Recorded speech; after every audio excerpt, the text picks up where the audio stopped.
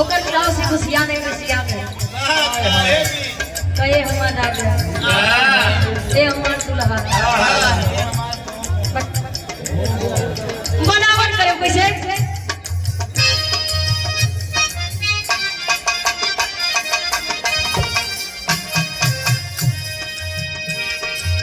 राजा हो तो है कैसे मनाई राजा हो तो है कैसे मनाई राजा हो तो है कैसे हैगा देव यदुवंशी जी मिर्जापुर से चल कर आए हैं। ये सुंदर पुष्प घोड़िया में उठा हुआ हार 100 रुपए देकर सम्मान के लिए राधे राधे राधे राधे जय श्री राम के भक्त बड़े परियार है ए भैया राजा हो तो है कैसे मनाई मनाई हेगाई नहीं तू लोग पहले से छूट दे दिया तो काहे ना हेगावा जाए पहले के समय में पति परमेश्वर होता था आजो कोनो दुल्हन मानत है से बात नहीं पत्नी परमेश्वर तो है इतना बढ़िया मालिक का नालिम पैक कर ए भैया अच्छा पहले के दुल्हन लंबा घूंघट काहे बार करे जाना था पहले वाली काम बढ़कर होत रहा अरे भाई सबसे बढ़िया नहीं समझते ना और हमारे भैया मोनू यादव जी आवाज पर बहुत ही सम्मानीय भैया जी आए हैं मंच पर जोरदार ताली होनी चाहिए हमारे मोनू भैया और आलू भैया क्या चलते प्यार काहे नहीं मिला था स्टॉप पे चला गया पहले के मेहरारू मोटा सिंदूर लगावे मांग भर के लगावे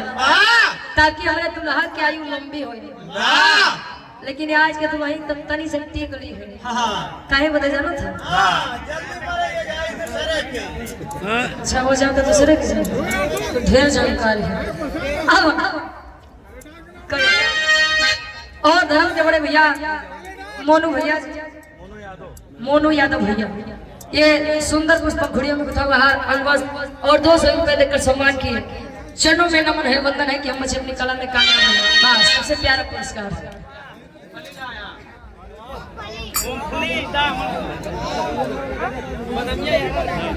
अंजू देवी बादाम वाली ये 100 रुपए और मूंगफली देकर सम्मान किया ना भैया तोरे हाँ हाँ देगा कहे अरे रत्ती है हमारे गाला चलो उठाई दुल्हा तू तुझने काहे समझ था होका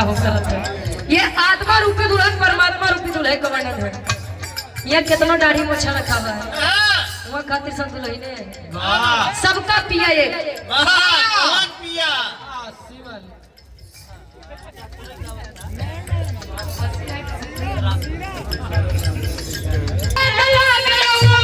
राजा हो तो है कैसे मनाई राजा हो तो है कैसे मनाई राजा हो तो है कैसे अरे रतिया में हमारे राजा चलो रतिया में हमारे राजा राजा हो तो है दारू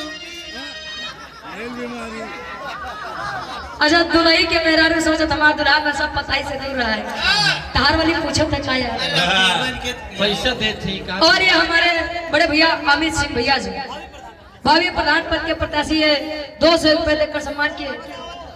और 100 रुपया और हमारे अमित सिंह भैया इस भाव का सम्मान करते हैं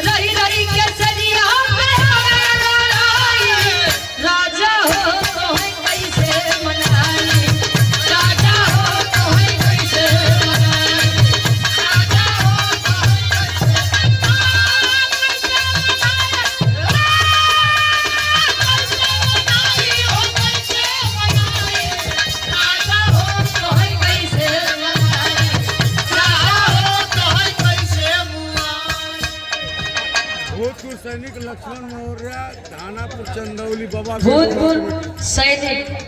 हृदय के गाजी आप लक्ष्मण फौजी जी आपका हम बच्चों पर बना रहे कहा जाने दे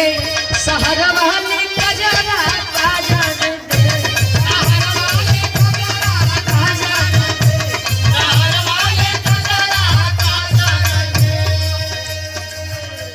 मुन्ना पटेल गुरु से 100 रुपए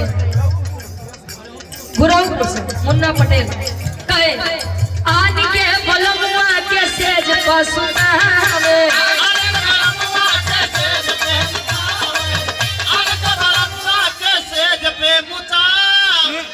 महाराज सुतावे सुतावे आज तो का उल्टे सुना दो आन के बलम मतलब ये अपन लड़कियां बच्चा जब छोटा है तो माता और पिता बच्चे की बहुत सेवा करते हैं तो का ढेर पता बा कहे श्रोती इंटरप्राइजेज के प्रोप्राइटर बहरिया से 100 रुपए बहरिया बलमुआ से हंसी हंसी बोले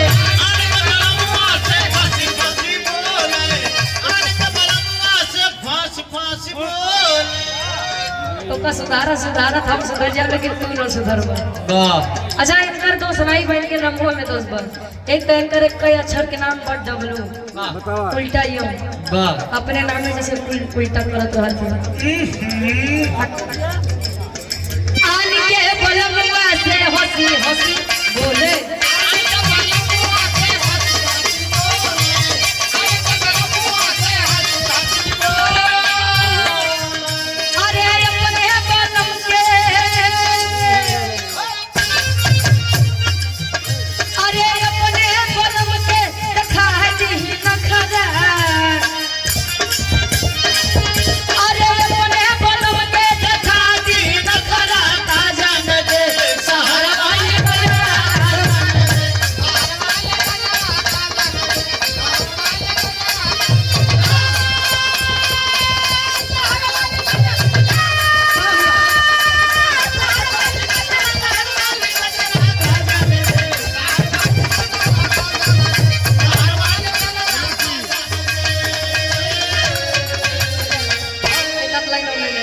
ना हो तो ले हो जाएगा हाँ हाँ आ जाएगा